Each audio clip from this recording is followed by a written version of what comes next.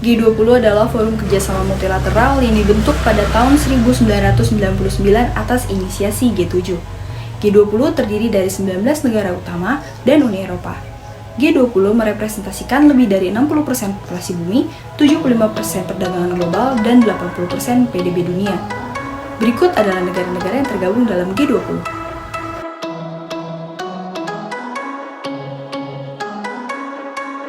G20 merangkul negara maju dan berkembang untuk bersama-sama mengatasi krisis, utamanya yang melanda Asia, Rusia, dan Amerika Latin. Adapun tujuan dari G20 adalah untuk mewujudkan pertumbuhan global yang kuat, berkelanjutan, seimbang, dan inklusif.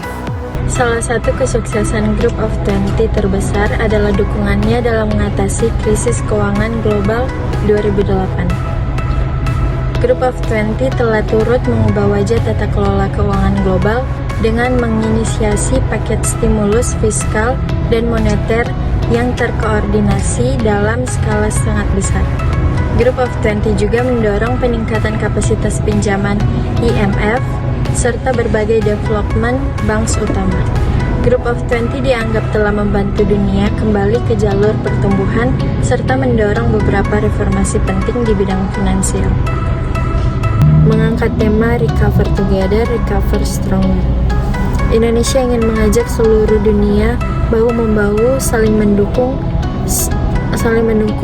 untuk pulih bersama serta tumbuh lebih kuat dan berkelanjutan. Indonesia adalah negara dengan posisi strategis dalam 20 tahun terakhir hingga sebelum pandemi. Politik luar negeri bebas aktif yang dimiliki Indonesia adalah sikap atau pendirian bangsa Indonesia dalam mengatasi permasalahan internasional tanpa memihak blok manapun dan berperan aktif dalam menciptakan perdamaian dunia. Dalam perspektif liberalisme, perdamaian dapat tercipta apabila adanya saling ketergantungan antar negara, sehingga negara-negara di dunia ini tidak lagi memikirkan tentang peperangan, melainkan bagaimana cara bekerja sama untuk mencapai perdamaian dan kepentingan nasionalnya. Ditunjuknya Indonesia sebagai presidensi G20, Indonesia tentu akan berperan aktif dalam menciptakan perdamaian dunia dengan membuat kebijakan-kebijakan yang dapat mendobrak kemajuan bagi negara-negara terkhususnya yang tergabung dalam G20. Politik luar negeri Indonesia yang bebas aktif artinya sebagai negara berdaulat, Indonesia tidak dapat dipengaruhi oleh kebijakan luar negeri manapun.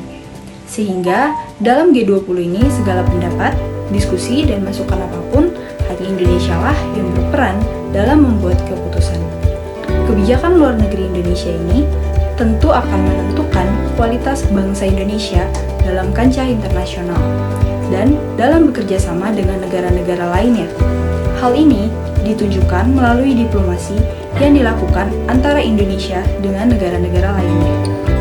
Presiden Joko Widodo mengatakan bahwa presidensi G20 merupakan sebuah kepercayaan dan kehormatan bagi bangsa Indonesia. Kepercayaan ini adalah kesempatan bagi bangsa Indonesia untuk berkontribusi lebih dalam pemulihan ekonomi dunia dan untuk membangun tata kelola dunia yang lebih sehat, lebih adil, dan berkelanjutan berdasarkan kemerdekaan, perdamaian abadi, dan keadilan sosial. Sejalan dengan hal tersebut, maka presidensi G20 Indonesia akan mengusung tema yaitu Recover Together, Recover Stronger. Presiden menjelaskan bahwa dalam presidensi G20 tersebut, Indonesia akan fokus untuk mengerjakan 3 hal berikut ini. Pertama adalah penanganan kesehatan yang inklusif, kedua transformasi berbasis digital, dan ketiga transisi menuju energi berkelanjutan. Politik dan kebijakan luar negeri yang dimiliki Indonesia adalah sejalan dan seturut dengan pembangunan berkelanjutan atau tujuan dari SDGs. Hal ini dapat dilihat bahwa kebijakan luar negeri Indonesia sangat berfokus pada kerjasama dalam pembangunan ekonomi, energi terbarukan, infrastruktur, penanganan isu lingkungan, dan lainnya. Seperti tema yang diusung oleh Indonesia untuk perdamaian dunia. Dalam presidensi G20 Indonesia ini, saya memiliki ekspektasi agar nantinya Indonesia memiliki citra yang lebih baik dalam kancah internasional. Dengan kebijakan luar negeri Indonesia yang bebas aktif, saya rasa Indonesia sangat mudah menjalin relasi dengan negara-negara manapun, karena bangsa Indonesia dengan kebijakan luar negeri yang bebas aktif tidak memihak negara manapun. Artinya, tidak pilih-pilih, sehingga Indonesia dapat memiliki citra baik dengan berdiplomasi dengan negara-negara manapun.